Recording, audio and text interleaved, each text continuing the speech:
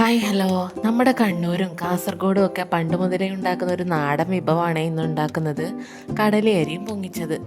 ഇത് എല്ലാ നാട്ടിലും ഉണ്ടാക്കാറുണ്ടോ എന്ന് എനിക്കറിയില്ല. നിങ്ങളുടെ നാട്ടിൽ ഉണ്ടാക്കാറുണ്ടെങ്കിൽ ഒന്ന് കമൻറ്റ് ചെയ്യണേ. ഉണക്കലരി കൊണ്ടാണ് ഞാനിന്ന് ഉണ്ടാക്കുന്നത്. ഈ ഗ്ലാസ്സിൽ 2 ഗ്ലാസ് അരിയാണ് ഞാൻ എടുത്തത്. കടല വേവാൻ കുറച്ച് സമയം എടുക്കുന്നതുകൊണ്ട് കടല ഹാഫ് കുക്ക് ചെയ്ത് വെച്ചിട്ടുണ്ട്. ഇനി കടലയും അരിയും കൂടി ഒരുമിച്ച് കുക്കറിൽ വേവിച്ചെടുക്കാം. ഞാനൊരു 2 വിസിൽ വരുന്നത് വരെയാണ് വേവിച്ചത്. ഇപ്പോൾ നമ്മുടെ കടലയും അരിയും നന്നായി വെന്ത് തയ്യാറായിട്ടുണ്ട്. ഇനി ഇതിന് രുചി കൂട്ടാനുള്ള താളിപ്പ് തയ്യാറാക്കണം. ആദ്യം കുറച്ച് വെളിച്ചെണ്ണ ഒഴിച്ച് കടുക് പൊട്ടിക്കാം. ശേഷം ഉള്ളി ചെറുതായി കട്ട് ചെയ്ത് നമുക്കതിലിട്ട് കൊടുക്കാം. ചെറിയുള്ളി ആണെങ്കിൽ കുറച്ചുകൂടി നല്ലതാണ് കേട്ടോ. അങ്ങനെ ഉള്ളി കുറച്ചൊന്ന് ചുവന്ന് വരുമ്പോഴേക്കും വറ്റൽമുളകും കറിവേപ്പിലയും ഇട്ട് കൊടുക്കാം. അങ്ങനെ ഈ താളിപ്പിലേക്ക് വേവിച്ച് വെച്ച കടലയും അരിയും ചേർത്ത് പതിയെ ഇളക്കി കൊടുക്കാം.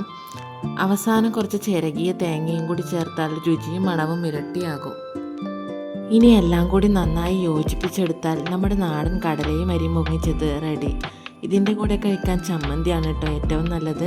ഇനി ഒന്നുമില്ലെങ്കിലും ഇത് മാത്രം കഴിക്കാനും നല്ല ടേസ്റ്റാണ് കേട്ടോ.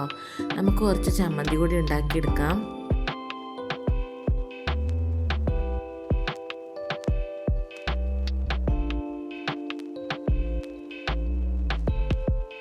ഇനി നമുക്ക് ചമ്മന്തി ഉണ്ടാക്കാം. ഇതിനായി ചുട്ടെടുത്ത വറ്റൽമുളകിനൊപ്പം ആവശ്യത്തിന് തേങ്ങ, ഉപ്പ്, ഒരു ചെറിയ കഷ്ണം പുളി, ഇഞ്ചി എന്നിവ ചേർത്ത് അരച്ചെടുത്തു.